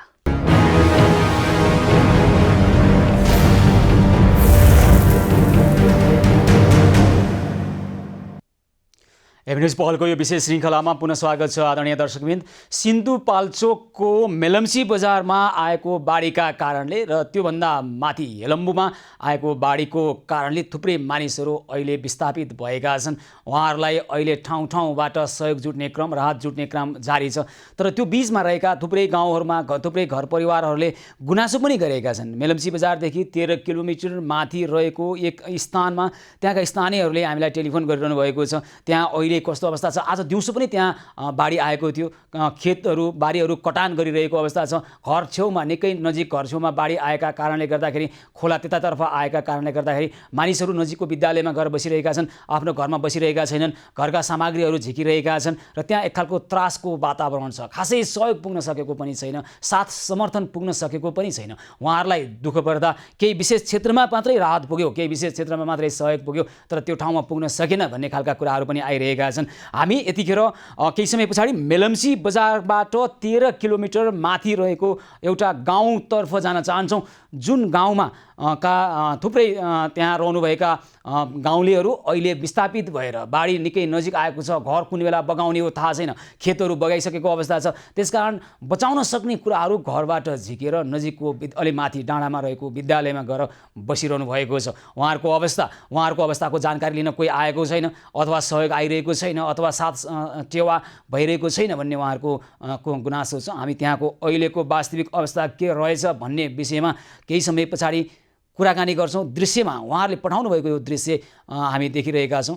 यो खालको अवस्था छ त्यहाँको मेलम्ची बजारबाट 13 किलोमिटर माथिको यो दृश्य हो।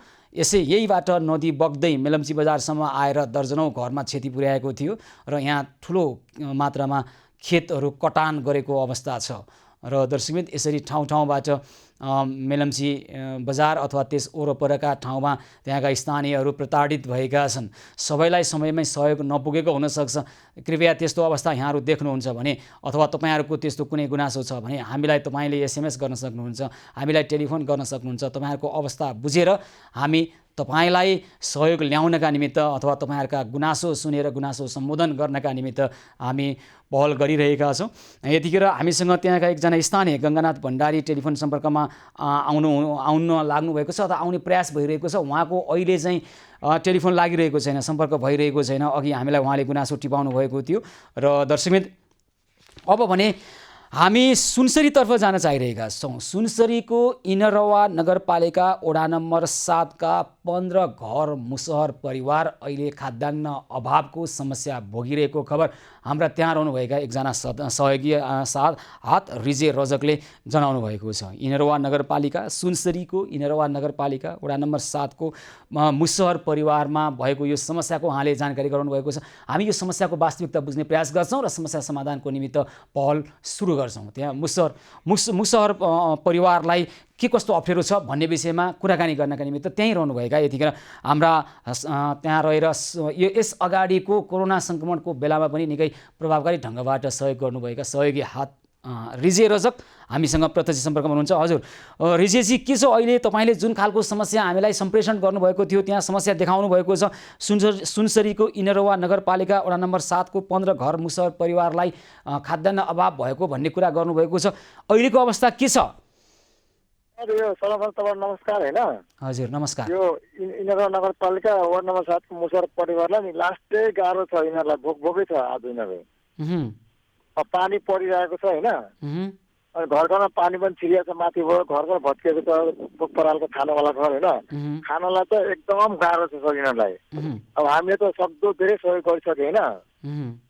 अनि वडा कार्यालयमा सहयोग माग्न जाँदाखेरि वडा अध्यक्षले के भन्नु, मलाई त कसले दियोस् भन्नुहुन्छ उहाँ। को हो वडा अध्यक्ष त्यहाँको? किशोर सिंह खवास, वडा अध्यक्ष 7 नम्बर वडा इनरवा नगरपालिकाको किशोर सिंह खवास। ए उहाँलाई नै चाहिएछ खाद्यान्न? हजुर मैले भने उहाँ अब यस्तो छ अवस्था केही दिनु पर्यो भने अब सरकारले पनि दिएको छैन, पाए त म लिन्छु भन्नुभयो क्या। उहाँ वडा नम्बर 7 इनरवा नगरपालिका वडा नम्बर 7 को वडा अध्यक्ष हो? हजुर हजुर, किशोर सिंह खवास। ल उहाँको टेलिफोन नम्बर छ तपाईँसँग रिजेजी? अहिले तत्काल हेर्नुपर्छ सर। नत्र हामी किशोर सिंह खवासलाई यतिखेर निन्द्रामा हुनु होला, निन्द्रामा बिउजाएर हामी कुराकानी गर्थ्यौँ कि तपाईँलाई नै कसले दियोस् भन्ने स्थिति हो भने हामी सहयोग गर्छौँ नि। हामी छौँ नि, सारा नेपाली दाजुभाइ दिदीबहिनीहरू हुनुहुन्छ, एक ठाउँमा परेको अप्ठ्यारोमा अर्को ठाउँले सहयोग गर्नुहुन्छ, हामी उहाँलाई पनि सहयोग गर्थ्यौँ नि त होइन। ल तपाईँले यो सन्देश पुर्याइदिनु होला इनरवा नगरपालिका वडा नम्बर 7 का वडा अध्यक्ष किशोर सिंह खवासलाई। अनि तपाईँले टेलिफोन नम्बर टिपाउनु होला हाम्रा साथीहरूलाई, हामी एकछिनपछि कुराकानी गर्छौँ। र त्यहाँ चाहिँ अब के गर्नु पर्यो? 15 घर मुसहर परिवारलाई के अहिले खाद्यान्न तत्काल लानु पर्यो रिजेजी? एकदम भोलि बिहानै चाहिएको सर। यिनीहरूलाई एकदम गाह्रो छ। यो घर परिवारलाई भोकै छ होइन। अब हामीले सक्दो सहयोग गऱ्यो, यिनीहरूलाई चिरा लड्यो होइन। अनि एकदम गाह्रो छ। भोलि बिहानलाई छाक टार्नै गाह्रो छैन। 15 घर त लास्टै अवस्था छ र माथिबाट पानी पनि चुइरहेको छ यी घरमा। ल अब हामी भोलि त्यहाँ सहयोगी हातहरूको समन्वयमा तपाईँले पनि त्यहाँ सहयोग गर्नुहोला। हाम्रा संवाददाता सुनसरी संवाददातालाई पनि हामी आग्रह गर्छौँ त्यहाँ छिटोभन्दा छिटो सहयोग जुटाएर उहाँहरूको अहिलेको समस्या समाधान गर्नका निमित्त भोलि बिहानैबाट पहल गरौँ है त रिजेशजी। हुन्छ सर, हुन्छ, हस् सर। हस्, धेरै धन्यवाद छ। सुनसरीमा रहनुभएका एकजना अभियानकर्मी रिजे रजक जसले त्यहाँका समस्याहरू हामीलाई राखिरहनु भएको छ, सक्दो उहाँले पनि सहयोग गरिरहनु भएको छ। उहाँले अहिले इनरवा नगरपालिका वडा नम्बर 7 का 15 घर मुसहरलाई खाद्यान्न अभाव भएको, एक त यो सम्प्रदाय यो समुदाय जहिले पनि गरिबीमा बाँच्न बाध्य समुदाय, सामाजिक संरचनाका कारणले विविध कारणले गर्दाखेरि सदा गरिबी झेलिरहेको यो समुदायमा अहिले कोरोनाको सङ्क्रमणको जोखिम न्यूनीकरण गर्नका निमित्त लगाइएको निषेधाज्ञाका कारणले गर्दाखेरि झन् प्रताडित बनेको छ, आर्थिक अभाव झेलिरहेको छ, सदा समस्यामा बाँचिरहेको अथवा अभावमा बाँचिरहेको यो समुदायलाई अहिले अभाव छ नै। र रिजे रजकले हामीलाई यो समस्या राख्नुभएको छ। हामी यो समस्या समाधानको पहलमा लाग्नेछौँ। दर्शकवृन्द, यसै गरी काभ्रेको हम्सदा योग आश्रममा आज हामीले त्यहाँ यो योग आश्रममा सदा बिहान यज्ञ हुने गर्छ। विश्व शान्तिको कामना गर्दै प्रकृतिको संरक्षण गर्नुपर्छ अथवा प्रकृतिलाई हामीले संरक्षण गरे मात्रै प्रकृतिले जीवन दिने हो, विश्व शान्तिको कामना गर्नुपर्छ, विश्व कल्याणको कामना गर्दै विश्वका सबै मानवको कल्याण गर्दै प्रत्येक दिन हम्सदा योग आश्रममा यज्ञ हुने गर्छ, हवन हुने गर्छ। र त्यहाँ अहिले केही समस्या भएका कारणले हामीले आज रु 11,948 को यज्ञ सामग्रीहरू हवन सामग्रीहरू खरिद गर्न सहयोग गरेका छौँ। र यो सहयोगको लागि मौका दिनुभएकोमा, सेवा गर्ने मौका दिनुभएकोमा हम्सदा योग आश्रमका पञ्चशील गुरु पञ्चशीललाई हार्दिक आभार व्यक्त गर्न चाहन्छौँ, धन्यवाद भन्न चाहन्छौँ। र पछि पनि हामी यस्ता खालका समस्याहरूमा समस्या समाधानका निमित्त पहल गर्नेछौँ। र दर्शकवृन्द, यतिखेर हामीलाई हाम्रा दर्शकहरूले प्रत्यक्ष रूपमा टेलिफोन गरेर आफ्ना सहयोग गर्ने प्रतिबद्धता जनाइरहनु भएको छ, सहयोग अपेक्षीहरू पनि आइरहनु भएको छ। यसै सिलसिलामा हामीलाई यस अगाडि पनि हाम्रो अभियानलाई सहयोग गर्नुभएको डाक्टर इन्दिरा सुन्दास टेलिफोन सम्पर्कमा हुनुहुन्छ। हजुर नमस्कार, कार्यक्रम स्वागत छ यहाँलाई। नमस्ते नमस्ते सुशीलजी, नमस्ते।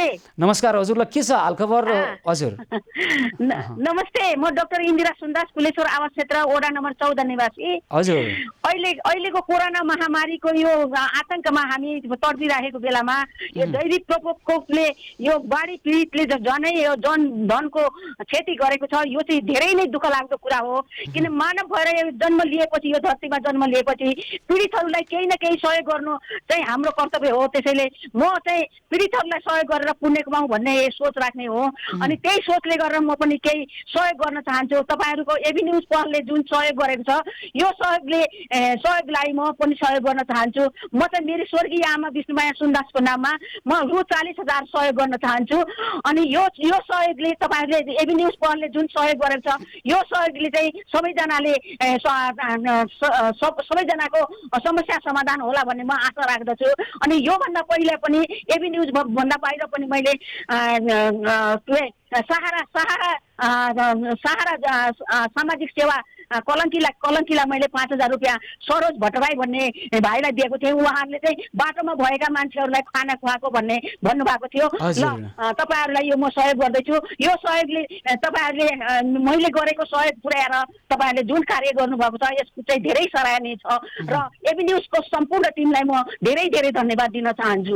हुन्छ, यहाँलाई पनि धेरै धेरै आभार व्यक्त गर्न चाहन्छौँ। यहाँले स्वर्गीय आमा विष्णुमाया सुन्दासको सम्झनामा उहाँ 40,000 रुपियाँ एबी न्युज पहल मार्फत बाढी पीडितहरूलाई सहयोग गर्न चाहनुभएको छ।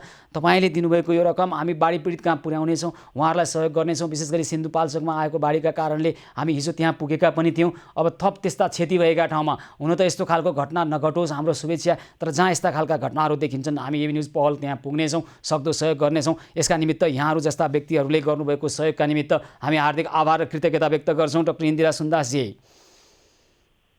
हस् धेरै धन्यवाद छ। कुलेश्वरबाट डाक्टर इन्दिरा सुन्दास यतिखेर हाम्रो एबी न्युज पहल मार्फत बाढी पीडितलाई सहयोग गर्नको निमित्त आउनुभएको छ। रु 40,000 रुपैयाँ सहयोग गर्ने प्रतिबद्धता व्यक्त गर्नुभएको छ। अहिले हामीलाई प्रत्यक्ष रूपमा जोडिएर कतिपय दर्शकहरूले आफ्नो सहयोगको प्रतिबद्धता व्यक्त गरिरहनु भएको छ भने कतिले अहिले आफ्ना समस्याहरू राखिरहनु भएको छ। आज दिनभर पनि हामीलाई यस्तै खालका समस्याहरू आएका छन्। अहिले पनि कतिपय अवस्थामा बिरामीहरूले भेन्टिलेटर नपाएका अवस्था अथवा आइसियु बेड नपाएका अवस्थाहरूमा जानकारी आउने गर्छ। हामीले सकेसम्म समन्वय गरेर कहाँ खाली छ, कुन अस्पतालमा खाली छ, कहाँ सम्भावना हुन्छ त्यहाँ बिरामीहरूलाई पुर्याउने हामीले प्रयास गरिरहेका छौँ। आज दिनभरि हाम्रो टिम त्यसमा लागिरहेको छ र यहाँहरूले गर्नुभएको एसएमएसहरूमा हामीले फेरि फोन गरेर यहाँहरूको अहिलेको अवस्था बुझ्ने र कतिपयले स्पष्ट रूपमा एसएमएसहरू लेख्नुहुन्न र त्यसमा बुझेर समस्या के रहेछ तत्काल आउनुपर्ने अवस्था हो कि अथवा यहाँहरूको समस्याको संवेदनशीलताको अवस्था के हो बुझ्ने प्रयास गरिरहेका छौँ र हामीले त्यसअनुसार नै प्राथमिक क्रमलाई निर्धारण गरेर समस्या समाधानको पहललाई हामी सुनिश्चित गरिरहेका छौँ र यो प्रक्रियालाई अगाडि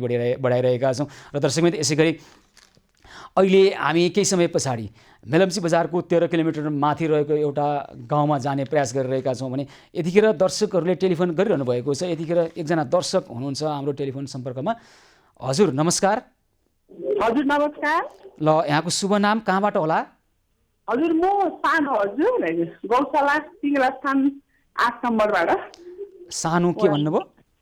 सानो हजुर थापा खड्का। ए हजुर, सानो हजुर थापा खड्का। ल हजुर भन्नुहोस् त यहाँको।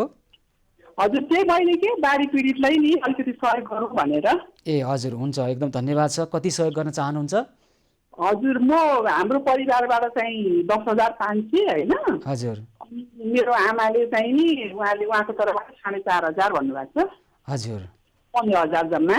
हजुर, रु 15,000 तपाईँको परिवारबाट रु 10,500 र आमाले 4,500 रुपियाँ गरेर रु 15,000 बाढी पीडितहरूलाई सहयोग गर्न चाहनुहुन्छ होइन? हजुर, त्यो बाढी पीडितहरूलाई नि अब कता छ तपाईँहरूको कता मिल्छ होइन, त्यो चाहिँ राम्रो हातमा परोस् त्यही हो। हुन्छ, बाढी पीडित कहीँ पुर्याउँला हामी, कहाँ पुर्याउँला? यहाँले दिनुभएको यो रकम, यो सदाश्रयता, यो सद्भावप्रति हामी आभार व्यक्त गर्न चाहन्छौँ।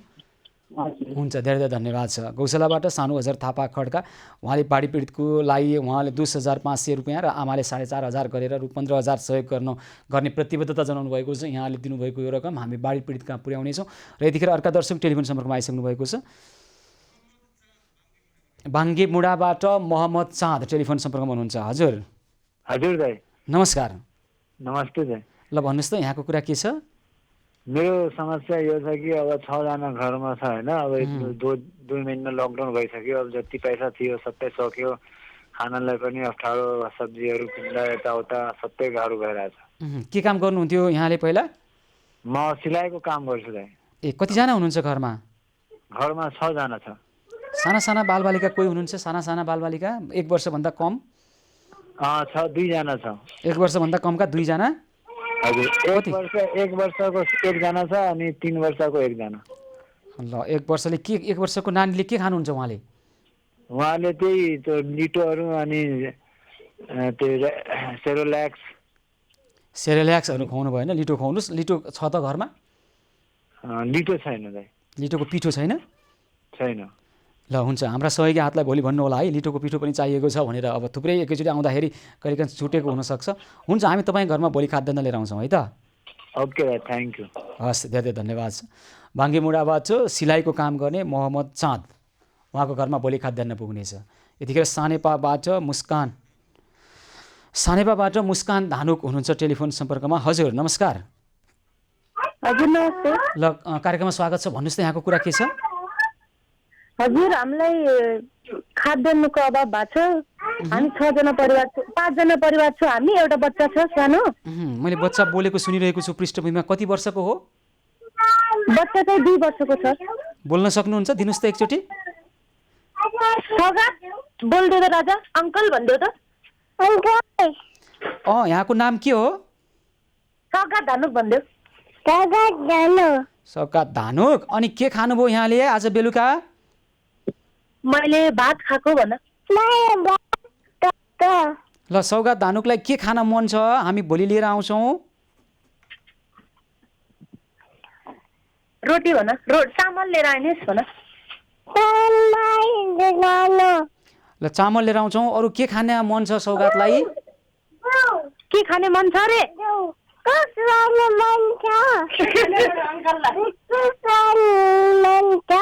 के खान मन छ भन्नुभयो उहाँले? मैले अझै बुझिनँ।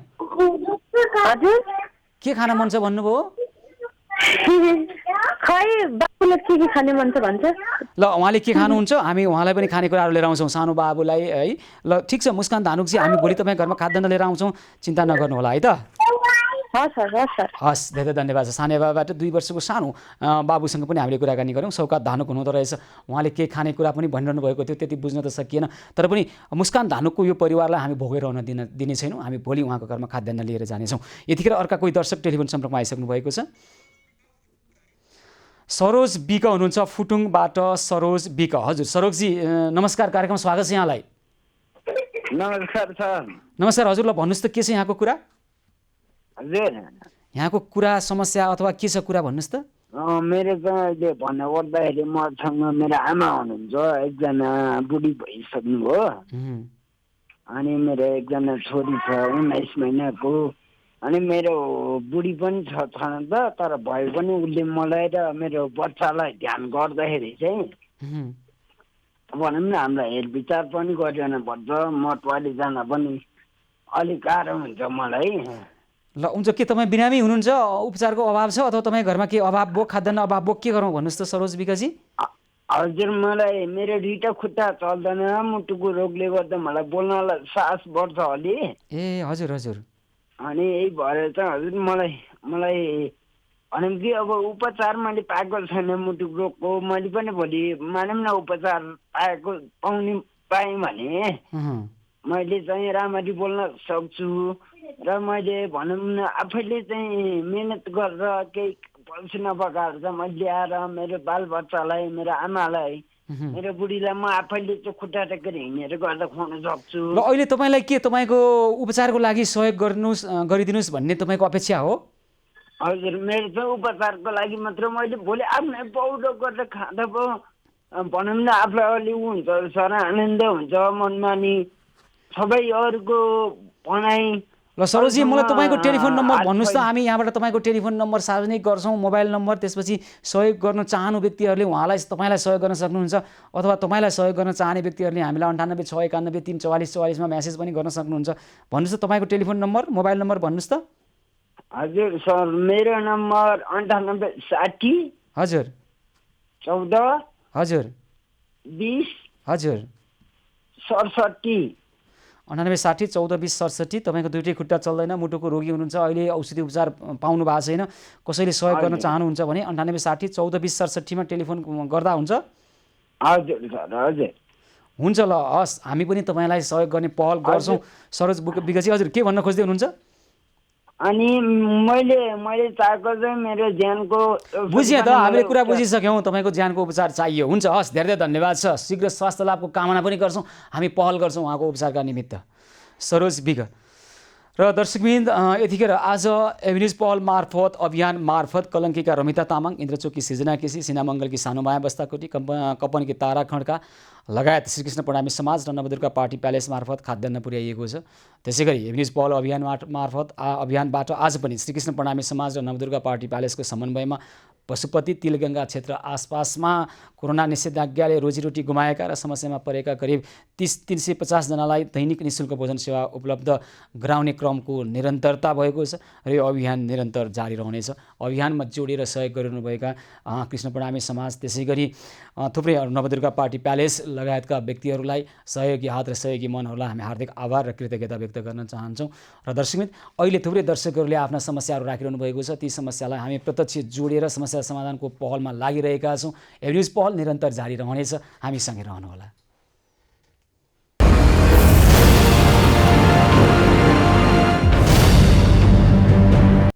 एभिन्युज पहलको यो विशेष श्रृङ्खलामा पुनः स्वागत छ आदरणीय दर्शकवृन्द। सिन्धुपाल्चोकको मेलम्ची नदीमा आएको बाढी त एउटा पूर्व सङ्केत मात्रै हो। अहिले जति क्षति भयो योभन्दा धेरै क्षति हुने आङ्कलनहरू भइरहेको छ र अहिले पनि त्यहाँ बाढी आइरहेको र बाढी पीडितहरू अहिले उहाँहरू घरमा बस्न नसक्ने परिस्थिति, घर नजिक खोला आइसकेको छ र त्यहाँबाट अहिले टाढा गएर बसिरहनु भएको छ भन्ने खबरहरू आइरहेको छ। यतिखेर हामीलाई मेलम्ची बजारबाट 13 किलोमिटर माथि रहेको एउटा गाउँबाट त्यहाँका एकजना स्थानीय गङ्गानाथ भण्डारी प्रत्यक्ष सम्पर्कमा रहेर आफ्ना समस्याहरू राखिरहनु भएको छ। अहिले त्यहाँको अवस्था के छ भन्ने विषयमा कुराकानी गर्न चाहिरहनु भएको छ। हामीसँग हुनुहुन्छ गङ्गानाथ भण्डारी।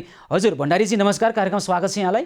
हजुर हजुर नमस्कार नमस्कार। तपाईँ अहिले ठ्याक्कै कुन ठाउँमा हुनुहुन्छ भन्नुहोस् त, तपाईँको गाउँको नाम के हो? ठ्याक्कै अहिले हेलम्बुदेखिको यो मुक्तिटार भन्ने ठाउँमा छौँ हामी। एकदम खोलो व्यापक रूपमा बढेर आएर अस्ति एक गते भन्दा पनि ठुलो आएको भएर हामी त आज यो भुमेश्वरी भन्ने खोलोभन्दा झन्डै 1 किलोमिटर माथिको दूरीबाट आज मास्तिर लाग्नुपर्छ कि हामी सोच्दैछौँ। ओहो, हेलम्बु भन्दा कहाँनिर तपाईँको गाउँको नाम अलिक बुझिनँ। हेलम्बु गाउँपालिका वडा नम्बर 2 यो मुक्तिटार भन्ने ठाउँमा छौँ सर हामी। मुक्तिटार। अनि अहिले के तपाईँहरू घर छाडेर बाहिर कहाँ जानु भइरहेछ? होइन सर, हामीले घर छोडे त एक गतेदेखि नै हो। त्यो घरभन्दा पनि 400-500 मिटर माथि विद्यालयमा बस्यो हामी, भुगेश्वरी माध्यमिक विद्यालयमा। अनि त्यहाँबाट आज चाहिँ खोलोको बार पनि ठुलो र त्यो विद्यालय नै सम्म फर्क्या हुनाले अझ त्योभन्दा नि मास्तिर जाने कि भनेर हामी त त्यसो तेलपालतिर पो खोज्दैछौँ। अनि कति घर परिवार विस्थापित हुनुहुन्छ यहाँहरू? हामीहरू त यहाँ 17-18 घरमध्ये 17-18 घर स्कुल चाहिँ एउटा कोठामा 2 परिवारको हिसाबले बसेका थियौँ। तर आज चाहिँ त्यो स्कुलमै बस्दा पनि फर्केर एकदम डराएर बस्नु नसक्ने अवस्था भयो। पानीको सतह कहाँसम्म आएको छ त्यहाँ अहिले मेलम्ची नदीमा? पानी कहीँ परेको छैन, पानी चाहिँ त तन्त्र परेकै छैन। सर खोला चाहिँ नहुनु 1 घन्टा जति अगाडिदेखि एकदम खोलाले चाहिँ वितरण जुन एक गतेको हुन्छ नि ठुलो तरिकाले आवाज आएर खोलो आइरहेको छ कि खोला नै। यहाँहरूको घरमा के पानी पस्न सक्ने अथवा घरमै क्षति पुर्याउन सक्ने अवस्था हो अहिले? कस्तो छ अवस्था भन्नुहोस् त? घरमा चाहिँ यस्तो भयो सर, खोला कहिले डाँडा कहिले बायाँ गइराख्ने भएको भएर अन्त खोलाले पुरै रेटेर कतापट्टि जान्छ भन्ने नि त्यो सम्भावना नभएको हुनाले हामीले चाहिँ घरै छोडेर माथितिर विद्यालयतिर बसेका छौँ। अनि विद्यालयमै बस्दा पनि अब चाहिँ आजको खोलोको कतिर यो आवाजले गर्दा चाहिँ असुरक्षित जस्तो भएको भएर अनि त्यहाँबाट अब हामी त्योभन्दा नि यसो दाना लाग्नुपर्छ भनी सोच्दैछौँ अहिले। 17-18 घर परिवारमा कतिजना जति हुनुहुन्छ तपाईँहरू अहिले विस्थापितहरूको सङ्ख्या? हामी 17-18 घरमध्ये 3-4 घर चाहिँ घरै लगाइसक्यो, खोलाले छँदै छैन। अब 2टा घरको त कपडा निकाल्नै भ्याउनु भएन, भाँडाकुँडा केही निकाल्नै भ्याउनु भएन। अब घरको सुन पैसा पनि निकाल्नु भ्याउनु 2टा घरको चाहिँ, त्योभन्दा बाहेक 2टा घरको चाहिँ निकाल्यो 4वटा घर चाहिँ भइसक्यो। त्योभन्दा अरू घरहरू चाहिँ खोलाले कपेर एकदम बस्नलाई चाहिँ असुरक्षित बनाएको छ। अब सामान झिक्न जानलाई पनि जान सकिरहेको छैन खतराले गर्दा। अनि यहाँहरू अहिले कस्तो ठाउँमा हुनुहुन्छ? के खानुभयो खानको लागि अथवा बस्नको लागि के छ व्यवस्था? खाना बस्नको लागि चाहिँ अहिले सर हाम्रो मिलमा पुग्या धानहरू पनि छ होइन सर। बस्नको लागि अलिअलि ओर्ने छेउने त्यो हिसाबले पनि बसेका छौँ। अलिअलि काठमाडौँको साथीहरूले पनि आज मात्रै हाम्रो त्यहाँ अलिअलि राहत सामग्री पनि बेच्नु भएको छ काठमाडौँबाट। ल अब यहाँहरूलाई के त्यस्तो अहिले त अब तत्काल तपाईँहरू मानवीय क्षति चाहिँ नहुने किसिमबाट बस्नु होला, अझै माथि अग्लो ठाउँमा रहनु होला होइन? र अब त्यहाँ अरू चाहिँ के सहयोगको अहिले आवश्यकता छ त यहाँहरूलाई? हेर्नु न, यो हाम्रो चाहिँ खासै सहयोग चाहिँ अब हामी सबभन्दा चाहिँ यो फोन मोबाइलबाटै वञ्चित भयो कि। अब ब्याट्री मोबाइल चार्ज गर्ने केही छैन। अनि त्यहाँबाट अब सोलर यताउति त्यस्तो चाहिँ केही त्यस्तो वैकल्पिक केही छ। अब मोबाइल चार्ज गर्ने यताउति भइदियो भनेदेखि हाम्रो सहज हुन्थ्यो। अब हामी चाहिँ सम्पर्क विच्छेदै हुने अवस्थामा पुग्यौँ क्या। फेरि अर्को कुरो यो नमस्तेको टावर पनि नटिपियो, यो लाइन छैन। अब यो जबदेखि लाइन छैन। हजुर, त्यसले गर्दाखेरि हामी चाहिँ अब सम्पर्क विच्छेद हुने अवस्थामा पुग्यौँ क्या। अब जस्तो काठमाडौँको मान्छे सरहरू चाहिँ कुरोकानी हुँदा पनि हामीसँग सम्पर्कै हुन सक्दैन क्या।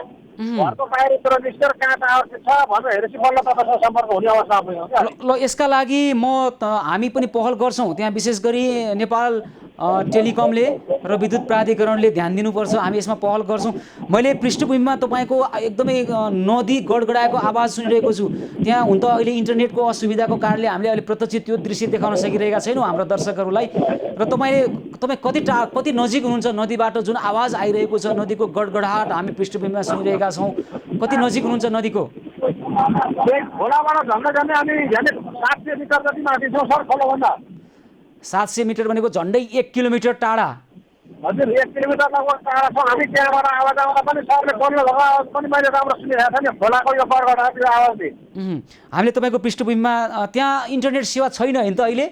यहाँ इन्टरनेट सेवा छैन सर, इन्टरनेट सेवा छैन। त्यो फोनकै पनि नमस्तेको टावर चाहिँ दिँदैन। यो बाहिर निस्केबाट अलिकति अलि अल्पो ठाउँमा गएर त्यहाँ एनसेलको टावर दिइरहेको छ, त्यसले काम गरिरहेको छ। अब चार्ज गर्ने पनि समस्या हो क्या सर, लाइन छैन। लाइन नभएपछि अब हुन्छ तपाईँहरूका समस्या सम्बन्धित निकायमा राख्ने। र अहिले तपाईँलाई सोलरको व्यवस्थापन हुन सक्यो भने सम्पर्क गर्नका निमित्त टेलिफोन सम्पर्क गर्नका निमित्त आफ्ना मोबाइल सेटहरू चार्ज गर्न सकिन्थ्यो भन्ने अपेक्षा राख्नुभएको छ। यसको लागि हामी के गर्न सक्छौँ हामी पहल गर्छौँ। गङ्गानाथजी, यहाँलाई धेरै धेरै धन्यवाद। सुरक्षित रहनु होला र केही भयो भने जानकारी गराउनु होला है त। हस् सर, हस्, धन्यवाद। हस्, धेरै धन्यवाद छ। मेलम्ची बजारबाट 13 किलोमिटर माथि रहेको मुक्तिटार भन्ने स्थान हामी यतिखेर त्यहाँका हाम्रा स्थानीय व्यक्तिहरूले हाम्रा दर्शकहरूले हामीसँग जोडेर अहिले कुराकानी गरिरहनु भएको थियो। गङ्गानाथ भण्डारी हुनुहुन्थ्यो। अहिले त्यहाँ ठुलो गडगडाटका साथ मेलम्चीमा बाढी आएको छ र अस्ति 1 गतेको भन्दा पनि ठुलो बाढी आयो भनिरहनु भएको छ। यसले थप नदी किनारमा रहेका घरहरूमा अथवा जनधनको क्षति हुनसक्छ। नदी किनारमा रहेका घरहरूमा अथवा त्यहाँ जनधनको क्षति न्यूनीकरण गर्नका निमित्त अहिले निकै संवेदनशील ढङ्गबाट सम्बन्धित निकायले काम गर्नुपर्ने अवस्था छ र यसै गरी उहाँहरूलाई परेको अप्ठ्यारोमा अहिले सोलरको आवश्यकता छ त्यहाँ, किनभने विद्युतको अवरुद्धताको कारणले गर्दाखेरि सम्पर्क नै हुन नसक्ने स्थिति छ भनिरहनु भएको छ। त्यसमा सम्बन्धित निकायले अथवा हामीले उहाँलाई सोलरको यहाँबाट सहयोग गर्ने कुरामा पनि हामी पहल सुरु गर्छौँ र सम्बन्धित निकायले चाहिँ छिटोभन्दा छिटो त्यस्ता समस्या समाधान गर्नका निमित्त ध्यान पुर्याओस्, हामी यसमा पनि पहल गर्नेछौँ। यतिखेर भने अर्को कोही दर्शक टेलिफोन सम्पर्कमा आइसक्नु भएको छ। कीर्तिपुरबाट हर्ष श्रेष्ठ, दिल्ली बजारबाट हर्ष श्रेष्ठ टेलिफोन सम्पर्कमा आउनु भएको छ। हजुर हर्षजी नमस्कार। नमस्कार सर।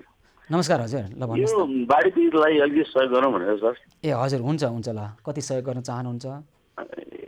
5,000 सर। हुन्छ। अब अहिले बर्सातकै सुरुवातमा यति धेरै समस्या आइरहेको छ बाढी पीडितहरूको, अघिल्लो वर्षको तुलनामा निकै समस्या होला जस्तो छ। हर्षजी, तपाईँले गर्नुभएको सहयोग यो सराहनीय छ। हामी त्यस क्षेत्रमा यी तपाईँले दिनुभएका यस्ता रकमलाई त्यहाँ पुर्याउँछौँ है त। हुन्छ सर, हुन्छ हुन्छ। हस्, धेरै धेरै धन्यवाद छ। दिल्ली बजारबाट हर्ष श्रेष्ठ रु 5,000 बाढी पीडितलाई हाम्रो एबी न्युज पहल कार्यक्रम मार्फत सहयोग गर्न चाहनुभएको छ। यतिखेर अर्का दर्शक हुनुहुन्छ कीर्तिपुरबाट विनोदजी। हजुर विनोदजी नमस्कार, कार्यक्रममा स्वागत छ यहाँलाई। हजुर नमस्कार। नमस्कार हजुर, विनोद के भन्नुभयो यहाँले? मानन्दर हजुर। हजुर विनोद मानन्दर, ल भन्नुहोस् त कृपया यहाँको कुरा। हजुर हामी 4 परिवारको सदस्य छौँ। अलिकति त्यही हो, खानुको अलिक टाउदाउ पऱ्यो। कीर्तिपुर कहाँनिर बस्नुहुन्छ यहाँ?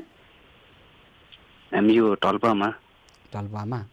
तपाईँको घर चाहिँ कहाँ हो, यहीँ हो कि अन्त कीर्तिपुर हो कि?